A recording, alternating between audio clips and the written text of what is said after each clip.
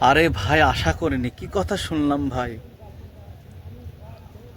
IPL আর PSL, PSL নাকি IPL এর বাপ।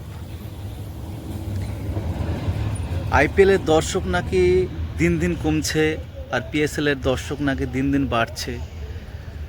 আমি তো পাগলা হয়ে গেলাম। কারা এই ঘটনা রটাচ্ছে আমি তো বুঝতে পারছি না।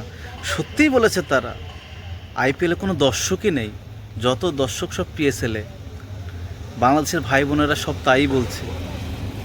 হ্যাঁ, আমি জানি বাংলাদেশের ভাই বোনেরা এই কথাটা বলছে যে আইপিএলে কোনো দর্শক নেই।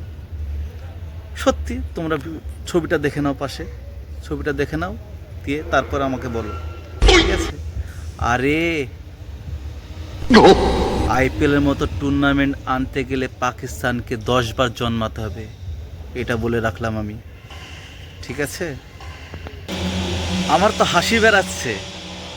পিএসএলে মোটে 10টা দর্শক ছিল। আমি দেখলাম সেদিন